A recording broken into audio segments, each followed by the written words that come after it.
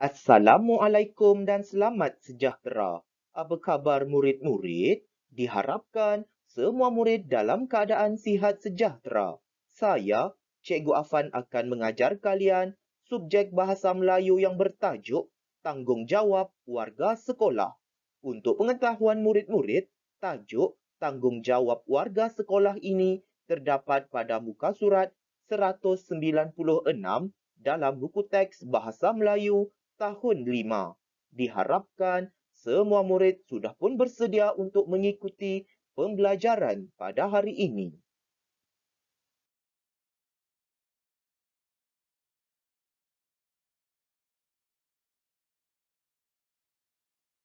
Standard pembelajaran pada hari ini iaitu 5.3.2 memahami dan membina pelbagai jenis ayat mengikut konteks iaitu ayat seruan dan ayat perintah.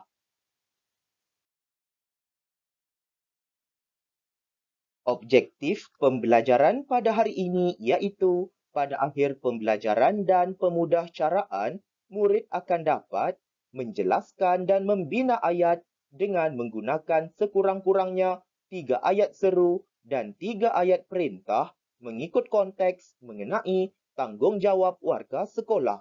Kedua, mencatat sekurang-kurangnya 3 kata perintah dan 3 kata seru mengikut konteks mengenai tanggungjawab warga sekolah yang dibaca, dilihat dan didengar dalam ayat seru dan ayat perintah.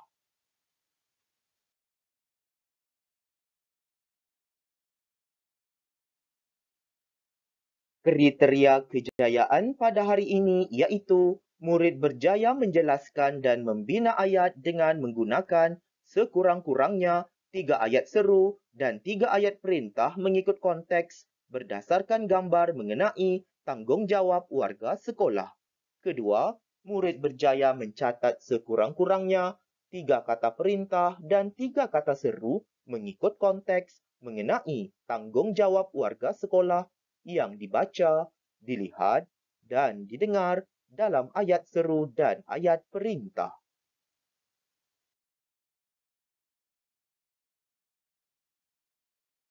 Apakah tanggungjawab murid-murid terhadap sekolah? Ya, tentunya banyak tanggungjawab murid-murid terhadap sekolah. Antaranya di sini Cikgu Afan berkongsikan gambar mengenai tanggungjawab murid terhadap sekolah. Oleh itu kita lihat gambar yang pertama di situ, kita dilarang membuat bising sewaktu berada di perpustakaan kerana perbuatan bising ini boleh mengganggu murid lain yang sedang belajar di perpustakaan tersebut. Dan sebagai murid yang bertanggungjawab, dia mestilah menegur rakannya yang melanggar undang-undang ataupun tidak mematuhi peraturan dengan cara yang baik untuk mengelakkan perkara yang tidak diingini seperti pergaduhan.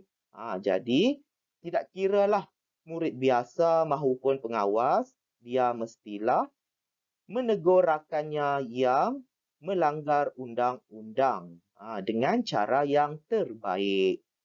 Seterusnya, kita lihat gambar yang kedua di sebelah kanan itu menunjukkan aktiviti belajar secara berkumpulan. Tentunya, aktiviti pembelajaran secara berkumpulan ini merupakan salah satu cara aktiviti pembelajaran di dalam bilik darjah. Pastinya sebagai murid yang bertanggungjawab, dia mestilah belajar bersungguh-sungguh untuk mencapai kejayaan, iaitu bagi membanggakan ibu bapa dan juga membanggakan pihak sekolah. Seterusnya gambar yang ketiga di sebelah kiri di bawah itu menunjukkan seorang murid lelaki yang memberikan makanan kepada muridnya iaitu murid perempuan. Tentunya sebagai murid yang bertanggungjawab, tentunya dia mempunyai sifat belas kasihan kepada murid yang lain. Kemungkinan murid perempuan tersebut kehilangan wang ataupun tercicir wangnya maupun murid perempuan tersebut murid yang kurang berkemampuan iaitu murid yang miskin. Jadi kita mestilah bersedekah kepada murid lain supaya dapat meringankan beban dan juga untuk membantu murid tersebut supaya tidak sakit, iaitu tidak laparlah semasa belajar. Jadi eloklah kita bersedekah ataupun menyumbangkan sesuatu kepada mereka yang memerlukannya. Dan gambar yang terakhir di sebelah kanan di bawah itu menunjukkan sekumpulan murid yang sedang menyapu sampah. Tentunya sebagai murid yang bertanggungjawab mestilah mementingkan kebersihan di dalam bilik darjah.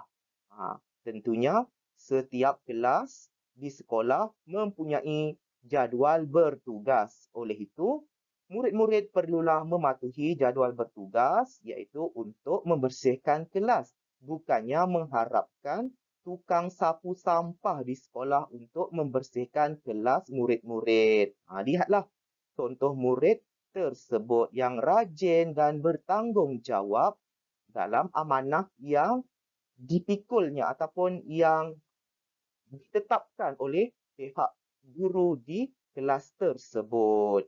Diharapkan murid-murid dapatlah menjadi seorang murid yang bertanggungjawab dan dapatlah memahami maklumat ini dengan sebaiknya.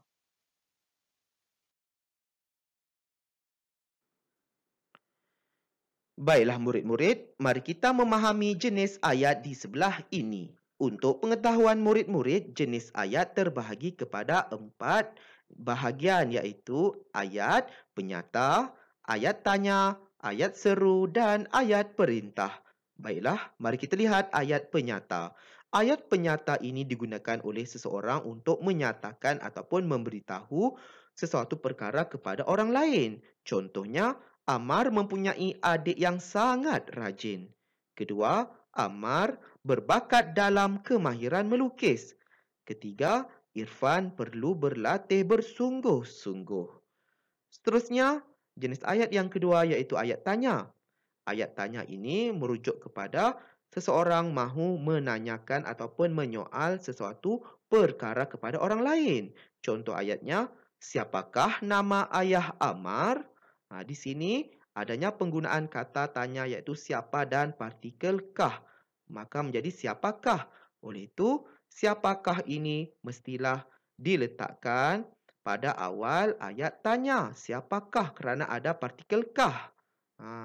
Seterusnya, ayat yang kedua, Irfan berbakat dalam bidang apa? Jadi di sini adanya penggunaan kata tanya apa dan Cikgu Afan gugurkan kah pada kata tanya apa tersebut. Oleh itu, apa mestilah terletak di mana? Bagus, terletak di belakang ayat tanya. Tak boleh apakah di belakang ayat tanya. Contohnya, Irfan berbakat dalam bidang apakah? Tak boleh begitu ya murid-murid. Kalau murid hendak letak kah, partikel kah tersebut dalam kata tanya, contohnya apakah, mestilah apakah itu letakkan pada awal ayat tanya seperti yang contoh ayat yang pertama tadi, siapakah tadi. Seterusnya ayat yang ketiga, kamu sudah makan? Ayat ini ayat tanya tanpa menggunakan kata tanya dan ia melibatkan nada suara kita seperti bertanya. Kamu sudah makan? Dan pastikan murid-murid meletakkan tanda soal ataupun tanda tanya di belakang ayat tanya. Seterusnya jenis ayat yang ketiga, ayat seru. Ayat seru ini menunjukkan ayat yang berkaitan dengan perasaan.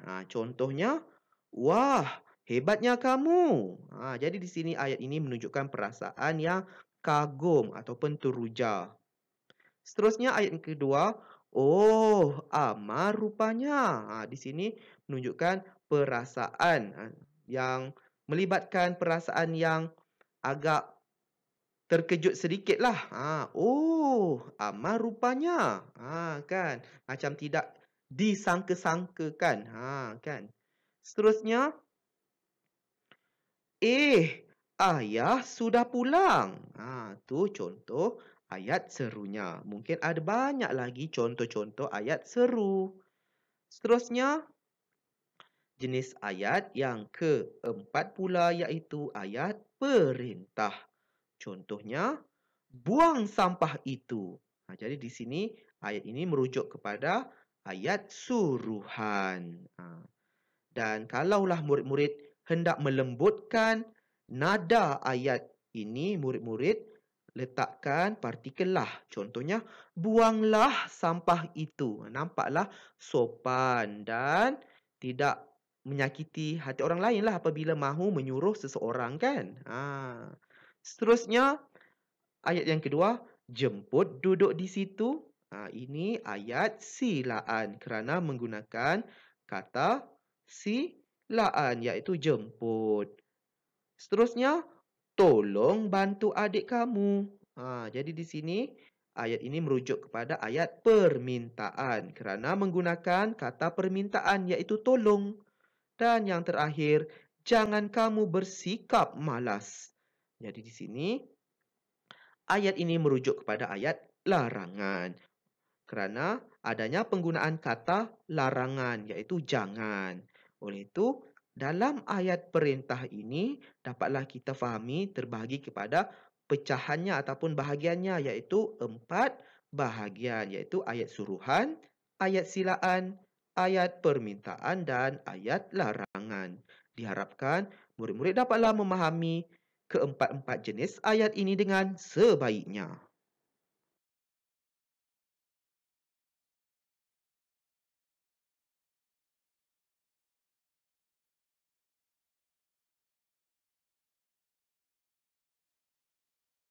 Seterusnya, mari kita membina ayat seru dan ayat perintah yang sesuai berdasarkan gambar pertama di sebelah ini. Baiklah murid-murid, di sini Cikgu Afan telah pun menunjukkan satu gambar iaitu gambar yang pertama. Oleh itu, dalam gambar yang pertama di sini mempunyai ayat iaitu ayat seru dan juga ayat perintah. Oleh itu, di sini ayat perintahnya murid-murid sila beratur. Jadi ayat ini merupakan ayat silaan. Dalam ayat perintah ada 4 jenis ayat kan. Jadi ayat tersebut merujuk kepada ayat silaan.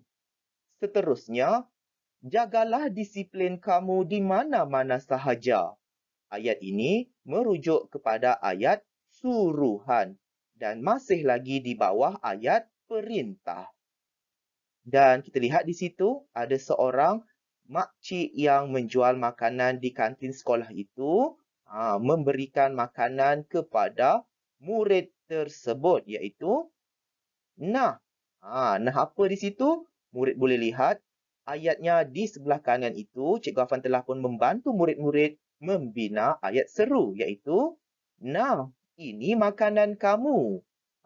Jadi dalam ayat seru tersebut adanya penggunaan kata seru iaitu nah. Nah merujuk kepada kata seru iaitu memberikan sesuatu. Dan di akhir ayat seru tersebut mestilah adanya tanda seru. Mudah kan murid-murid?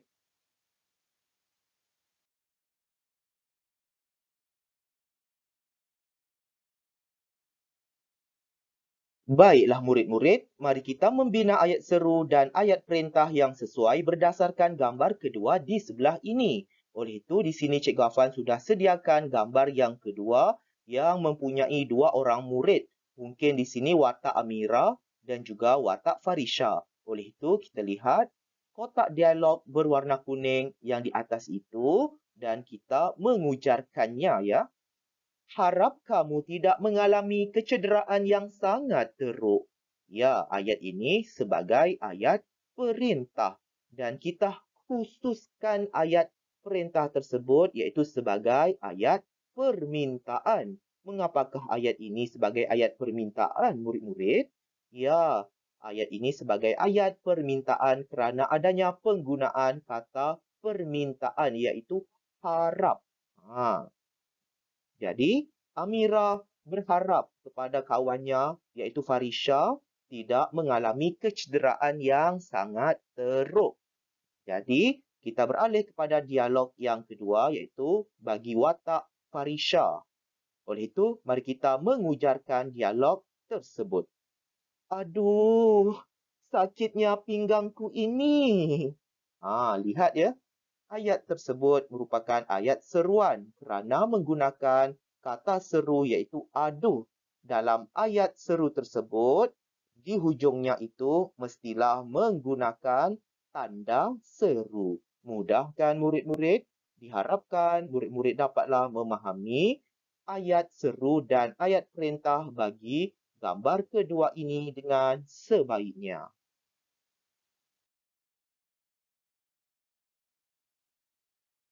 Seterusnya, mari kita membina ayat seru dan ayat perintah yang sesuai berdasarkan gambar ketiga di sebelah ini.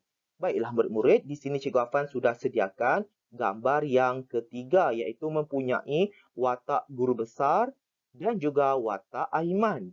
Oleh itu, mari kita mengujarkan dialog bagi watak guru besar tersebut di atas itu dengan sebutan dan intonasi yang betul. Syabas Aiman kerana berjaya dalam acara lumba lari tadi. Ambillah hadiah ini, Aiman. Lihat, dalam kotak dialog berwarna kuning tersebut mempunyai dua jenis ayat. Apakah ayatnya di situ? Ya, syabas Aiman kerana berjaya dalam acara lumba lari tadi ini merujuk sebagai ayat seru. Jadi, ayat seru ini menggunakan kata seru iaitu syabas dan di akhir ayat seru itu mempunyai tanda seru. Seterusnya, ambillah hadiah ini Aiman merujuk kepada ayat suruhan kerana menggunakan kata suruhan iaitu ambil. Ambillah. Lah ni melembutkan intonasi suara tersebut. Seterusnya, kita lihat respons yang diujarkan oleh Aiman iaitu kita lihat dalam kotak dialog berwarna kuning di sebelah itu, di sebelah kanan itu. Terima kasih, cikgu. Wah, besarnya piala ini. Dalam ayat tersebut adanya ayat penyata iaitu terima kasih cikgu dan juga adanya penggunaan ayat seruan. Ayat seru di situ menggunakan kata seru iaitu wah. Kerana adanya juga di situ penggunaan tanda seru di akhir ayat seru tersebut. Mudahkan murid-murid? Diharapkan murid-murid dapatlah memahami ayat seru dan ayat perintah bagi gambar yang ketiga ini dengan sebaiknya.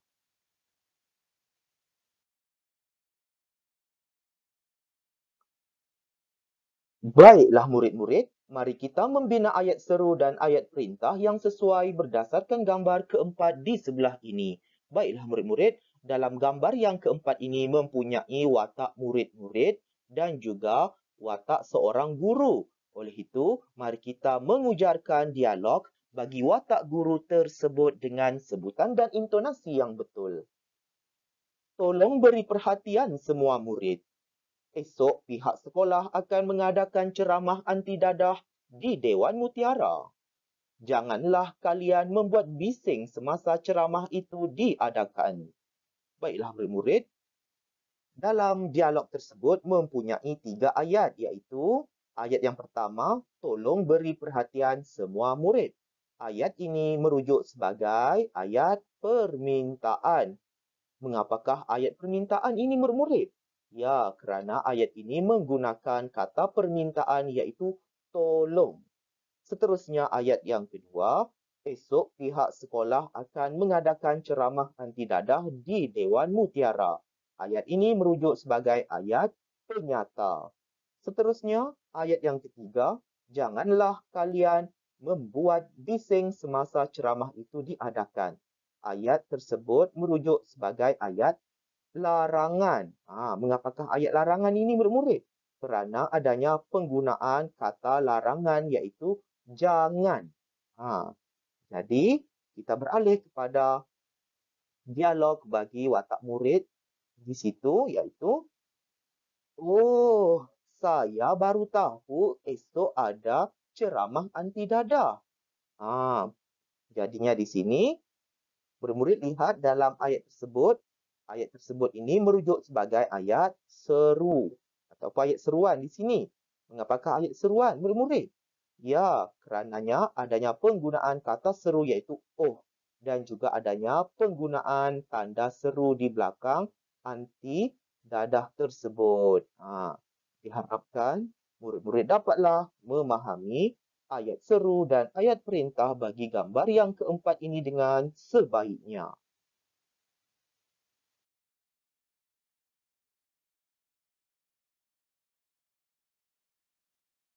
Kini tiba masanya mari kita melengkapkan ayat perintah dan ayat seru mengenai tanggungjawab warga sekolah dengan menggunakan kata perintah dan kata seru mengikut konteks. Tuliskannya dalam buku tata bahasa.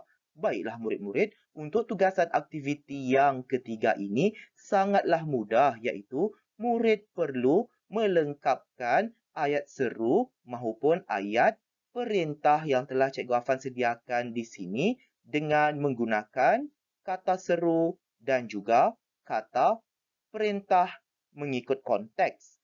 Jadi, murid-murid sesuaikan sahaja jenis-jenis ayat tersebut dengan penggunaan perkataan iaitu jawapan yang telah Cikgu Afan sediakan di atas itu mengikut konteks. Mudah kan murid-murid? Oleh itu, murid-murid perlu menuliskannya dalam buku tata bahasa. Diharapkan murid-murid dapatlah menyiapkan tugasan ini dengan sebaiknya. Selamat berjaya murid-murid.